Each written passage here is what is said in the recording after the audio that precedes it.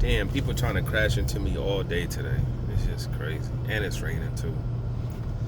Man, so Devin Haney, man. Devin Haney is supposedly going to moving up to 140 pounds. I guess he's not going to be trying to get his belt back, the WBC at 135 pounds.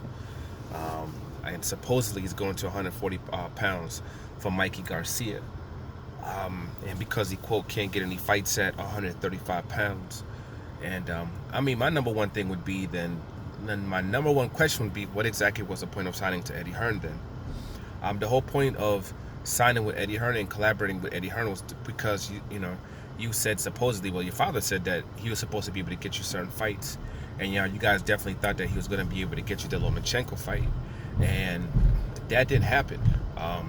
He wasn't able to get you that fight. He wasn't able to get you a Tank fight. He wasn't able to get you any of the major fights at 135 pounds.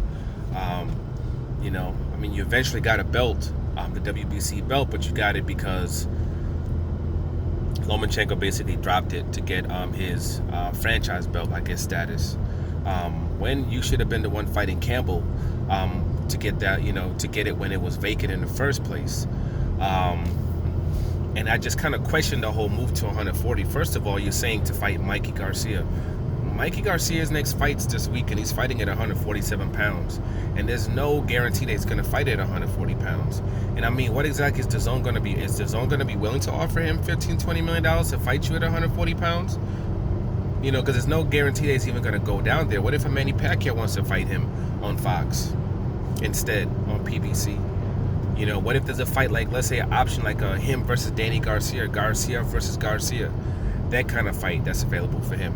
There's other things that could pop up that could, keep that from happening. There's no guarantee that he's going down to 140 pounds. He's his own man, and no one can really, force him to do anything or push him in any direction. You don't know what he's going to do. And my question, if he could make 135 pounds, me personally, I think at this particular moment, the best thing for him to do would be to stay at 135 pounds. Come back, and for your first fight back, go fight for your belt. These two, Campbell against whatever his name is, the Cuban, they're about to fight for your belt. After you come back, fight for that belt. And then the thing with the 135 pound weight division is the fact that those belts might all be vacant soon. All of them. Just due to the fact Teofimo Lopez made it clear, after this fight against Lomachenko, he's moving up to 140 pounds. That means he's vacating. If he wins those other belts, he's going to vacate all of them. And even Lomachenko himself, after this fight, he's probably going to drop down to 130. He's probably going to be able to drop down to 130, and if he's able to win this, and they're probably going to try to set up something like a Lomachenko versus Stevenson at Shakur Stevenson at 130 pounds, because after Shakur has this fight coming up, then he has one more fight that's hopefully going to be a unification. Then after that, he's going to 130 pounds. So then him and Lomachenko can actually end up meeting up in the same weight division. That's probably going to happen. That means you're going to have all these belts that are going to be available and vacant, which then, Eddie Hearn should be able to make moves and make maneuvers where you're able to get one or maybe two of them. He should be able to put you into a good space where maybe you even come back and you don't even fight for the WBC if Campbell has it, and you set yourself up and fight for another belt, the IBF or whatever it might be, and then just have a unification with Campbell and try to hustle the situation that way. But by you going up to 140 pounds, okay, let's say you don't get the Mikey Garcia fight. You talked about fighting Adrian Broner. Adrian Broner said, yes, I'll fight you. And after he agreed to fight you, we haven't heard anything about that. That's why I actually kind of questions a lot of things that you say, because, you mentioned out all these names, you call out all these names, and this one guy said, yes, cool, I'll fight you, and I'll fight you next. But then after he said, I'll fight you next, you didn't then go into the next step of contacting his people and trying to negotiate a fight. What you did was just start calling out another person, started calling out Mikey Garcia, started calling out whatever the other kid's name is. The young kid from Golden Boy. I don't remember no names right now for some reason. But, you had the option, you started calling them out instead, going up to his fight, jumping up in the ring, calling them out there. Completely forgot about the one guy that said, hey, yes, I'll fight you. So it's I don't like when people do that, because then it makes me question what their motives are, and what their intentions are. But at 140 pounds, I mean, what exactly are you going to be able to do at 140 pounds? At 140, all the belts are at top rank. Both unified champions are at top rank. You know, and the way I figured, they're probably going to end up setting up an undisputed bout probably between those two, maybe.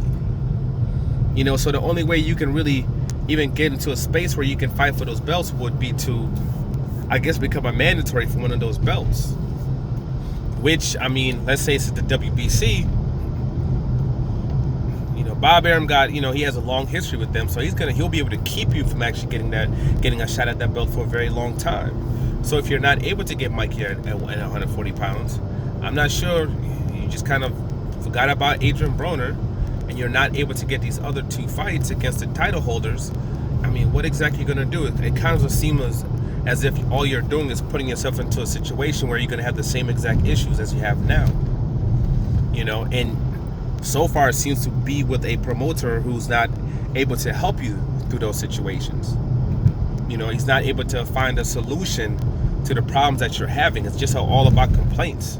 Because all I hear is complaints. Oh, you know, this person won't fight Tevin Farmer. Oh, this person won't fight Demetrius Andres. Or this person won't fight Devin Haney. All I can hear is excuses and you know, what I wish, what I want, and not being able to make things happen. You know, not being able to land down deals. That's what he's paid for. You know, a percentile of your purse goes to him for that, not just to set up your, you know, to handle your fights as far as getting the locations and the licensings and all that other stuff, setting up undercards, but it's also to land you the big fights.